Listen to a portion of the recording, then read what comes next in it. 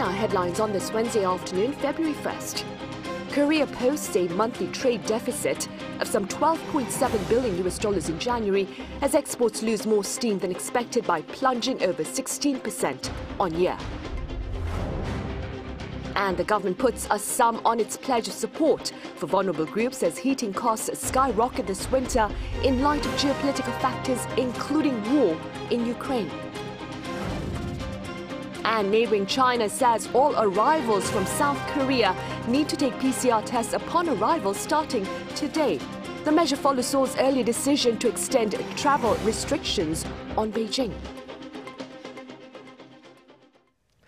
Plunging exports took a big bite out of Korea's trade balance in January as well. In fact, the country saw a record trade deficit last month. Our Trade Ministry correspondent Shin Ha-young reports. South Korea's trade balance continued to plunge in the new year due to sluggish demand for semiconductors. According to data released by the Ministry of Trade, Industry and Energy on Wednesday, the country logged a record high trade deficit of $12.7 billion in January. This marks the 11th month in a row of deficit, which is the longest consecutive run of deficits since the global financial crisis in 2008. This comes as South Korea's exports dropped to a little over $46 billion with an on-year decrease of 16.6%, the fourth straight month of decline amid the ongoing global economic slowdown and downturn in the semiconductor industry. By item, outbound shipments of semiconductors plunged by almost 45% on year as their prices tumbled. On the other hand, overseas sales of cars rose by nearly 22% on year, while sales of petrochemical products rose by about 12%. The report also cited the base effect as a factor behind the fall in overall exports, which came as exports in January last year had the strongest performance for any month of January.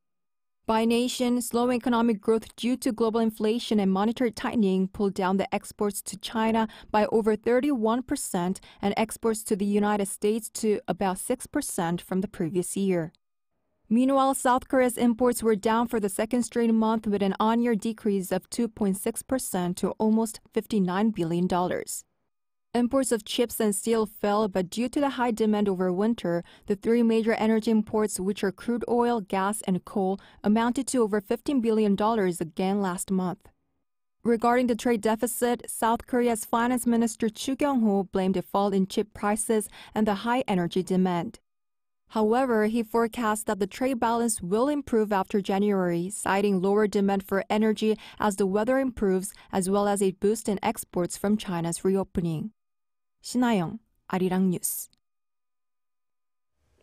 High-income earners in the top 20% of workers here in Korea make more than 15 times as much as the bottom 20% do.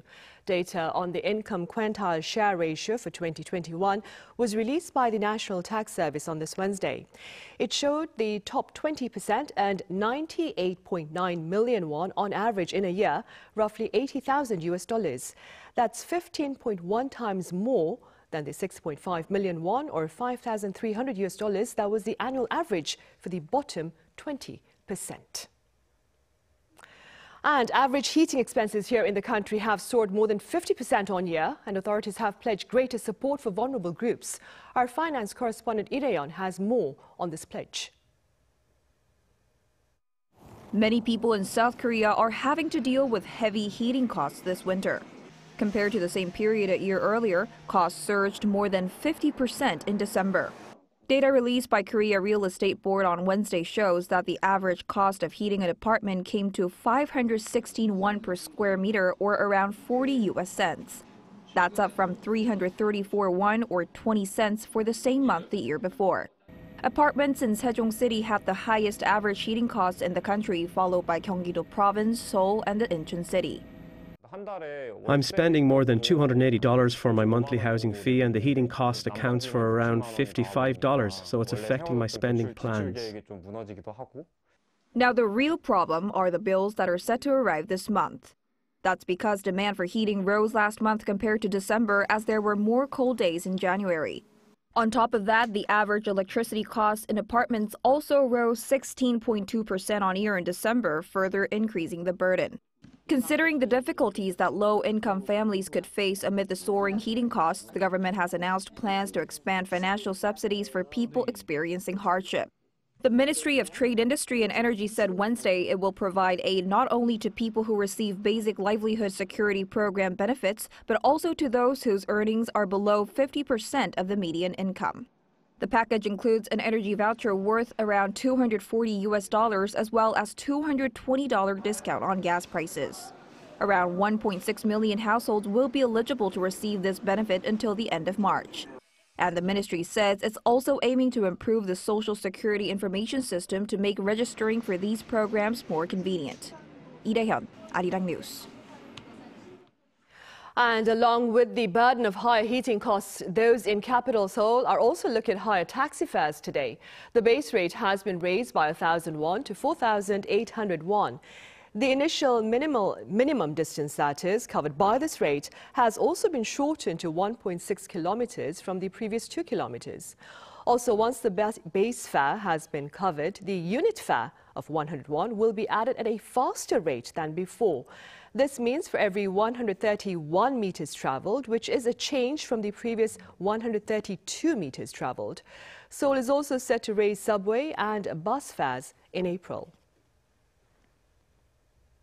Earlier on Tuesday, President Yoon Seoul reaffirmed his intentions to tangibly support the country's export sector. Now, the remarks follow his recent Emirati visit, during which Korea secured a $30 billion investment pledge from the UAE. Our political correspondent Han Sung-woo has details. As a follow-up to his recent trip to the UAE, South Korean President Yoon Seoul met with government officials and several of the nation's business leaders in Seoul, where he reiterated his support for an export-first economy driven by the private sector. 혁신의 최전선에서 우리 기업들이 달코 다른 낡은 신발로 경기를 뛰게 할 수는 없습니다. 기업이 뛸 수 있도록 정부가 기업의 영업 사원도 하고 기획 사원도 돼야 합니다. The meeting on Tuesday came less than 3 weeks after South Korea secured a $30 billion investment pledge from the UAE, aimed at increasing cooperation in the fields of nuclear, hydrogen, and solar energy, as well as defense. President Yoon, in his opening remarks, called for relations with the UAE to forge ahead with the development of what he termed a mutually beneficial project for an innovative investment partnership. This will involve South Korea launching an investment cooperation committee centered on government ministries and chaired by Finance Minister Chu Kyung-ho.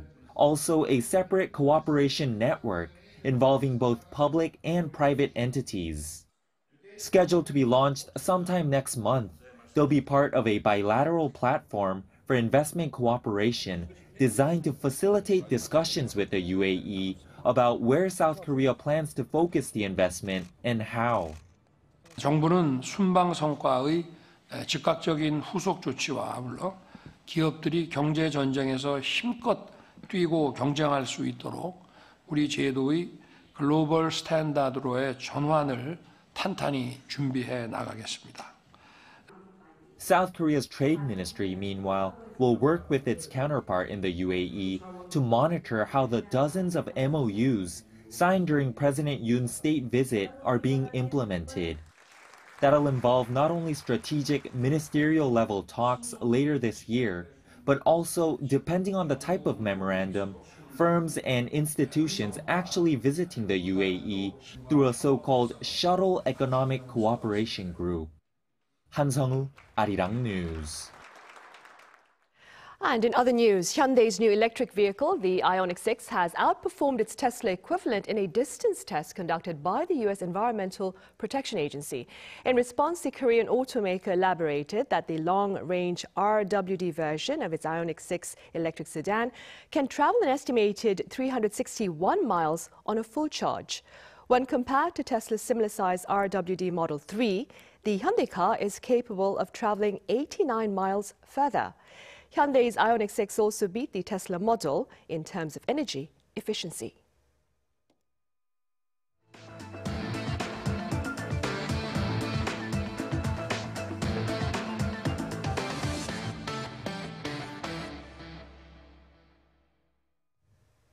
North Korea has defiantly dismissed regional calls for the surrender of its nuclear weapons ambitions. The country's delegate to the United Nations vowed Pyongyang would push ahead with its nuclear program as long as the U.S. is in possession of its own nuclear arsenal. Our Isinje has the latest. During a UN conference on Tuesday, where countries around the world discussed the issue of peaceful disarmament, South Korea, the U.S., and Japan issued a rare joint statement urging North Korea to dismantle its nuclear program and stop provocations. The latest statement was made in response to North Korea's comments last month, where the regime said nuclear development exercises its right to self-defense against a nuclear threat from the United States, adding that nuclear reinforcements will continue as long as threats exist. Yoon Sung-mi, South Korea's deputy ambassador at the UN Conference on Disarmament, stressed that North Korea launched 70 ballistic missiles last year alone, including 8 intercontinental ballistic missiles, adding North Korea's illegal nuclear and ballistic missile programs are a clear and blatant violation of a number of UN Security Council resolutions and represent a grave threat to peace and security on and around the Korean Peninsula. In response, North Korea completely rejected the joint statement with Chu Yong-chul from North Korea's mission to Geneva, stating that Pyongyang will never give up its nuclear weapons first and that there will be no negotiations in that regard. He added that as long as the United States has nuclear weapons and continues what he called anti-North Korea activities, the regime will continue to develop its nuclear program. Ju also criticized Japan, calling it a military dinosaur in the region, while slamming the U.S. for trying to form an Asian version of NATO. Lee Seung-jae, Arirang News.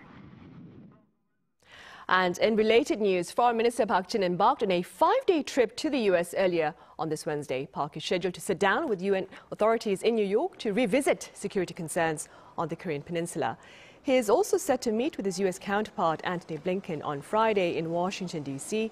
to commemorate the two countries' 70th anniversary of diplomatic ties and, of course, to address a host of bilateral interests. Also on Park's agenda is a meeting with high-ranking NASA officials, that is, to discuss joint space ventures. Defense authorities of South Korea and the U.S. have vowed to undertake targeted simulation drills and to conclude a tailored deterrence strategy to better prepare for potential nuclear-related provocations by North Korea. Our defense correspondent Oh Soo-young explains. Seoul and Washington will expand and bolster their combined military capabilities, leaving no stone unturned in deterring North Korea's growing threats to regional stability. That's according to the South Korean and US defense ministers following their high-level talks on Tuesday. In a joint press conference at Seoul's defense ministry, the two officials reaffirmed their commitment to the US extended deterrence, which guarantees that Washington will defend its ally from both conventional and nuclear attacks. First, they confirmed the two sides will hold tabletop exercises, or TTX, in February, which simulate scenarios of North Korea's nuclear attacks. TTX were held annually from 2011, but have only taken place twice during the last 6 years.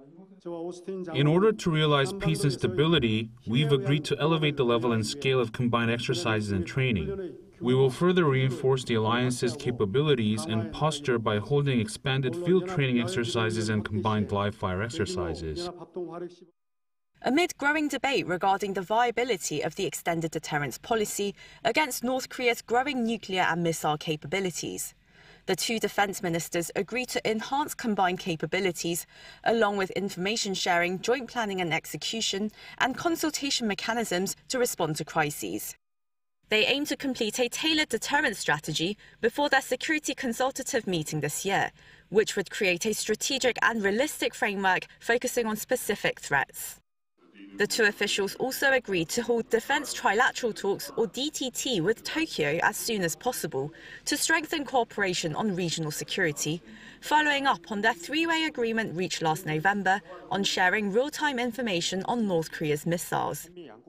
And let me underscore our mutual belief that trilateral cooperation with Japan enhances all of our security. We held high-level dialogues, and we deployed assets including F-22s, F-35s, and the Ronald Reagan Carrier Strike Group. Going forward, marking 70 years of security ties, Seoul and Washington will continue to upgrade and tighten their alliance with deployments that advance assets to the Korean peninsula and closer consultation between the two leaderships, turning extended deterrence assurances into action. Oh Soo-young, Arirang News. And starting today, that will be February 1st, those traveling to neighboring China from South Korea will need to take PCR tests upon arrival. The measure follows Seoul's early decision to extend COVID-19 related travel restrictions on Beijing. Our foreign affairs correspondent Choi Min-jung has more.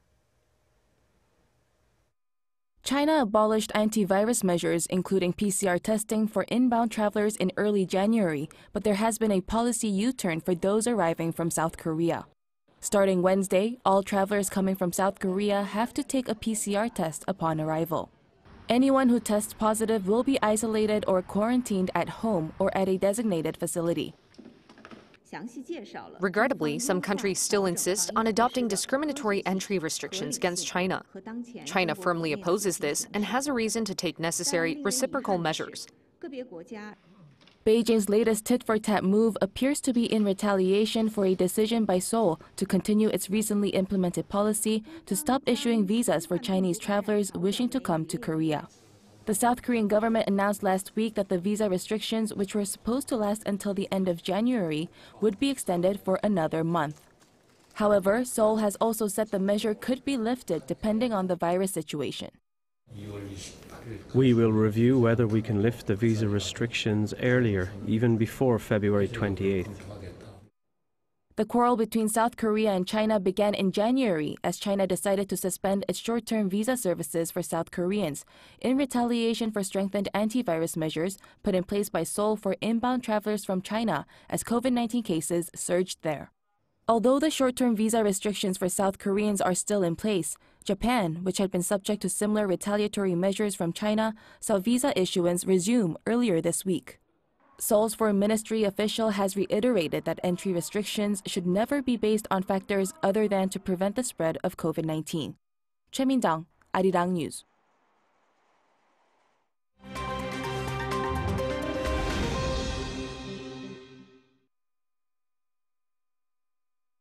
Let's take a look at what's going on in the world now. In France, protests against the government's pension reform plans have intensified. On Tuesday local time, French citizens brought the country to a standstill for the second time this month. France saw several schools shut down and its transport networks disrupted.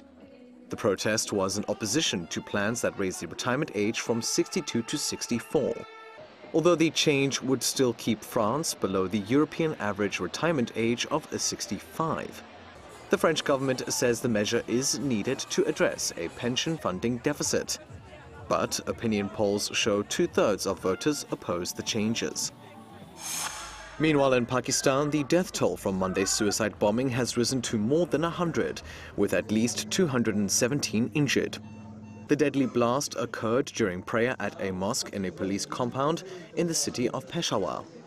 It's suspected the suicide bomber was targeting police officers and that roughly 12 kilograms of explosives were used.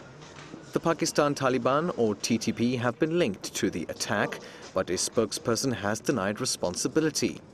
The region has seen a spike in militant attacks since November. This after the TTP ended a ceasefire with government forces. Moving over to Denmark now, where a new museum is preparing to open an exhibit featuring some of the more recent dinosaur discoveries. Located in Nuttenburg Safari Park and called the Museum of Evolution, the venue will open to the public in April. It will host a newly discovered horned dinosaur which lived 82 million years ago and was an ancestor of the famous Triceratops. The museum will also showcase Big Joe. The roughly 155-million-year-old specimen is an Allosaurus that's 95% intact. It's one of the most complete of its kind in the world. And finally, a comet with a green hue is due to pass by Earth for the first time in about 50,000 years. Formerly called C2022 E3 ZTF, the celestial body will swing past our planet at a distance of some 42 million kilometers between February 1st and 2nd. Its lengthy orbit passes through the solar system's outer reaches, and this is the closest that it will come to Earth. NASA is set to observe the comet using the James Webb Telescope, which may provide a glimpse into the solar system's formation.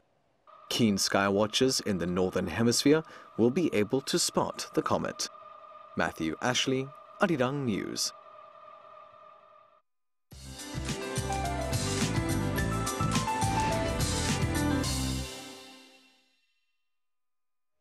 Good afternoon.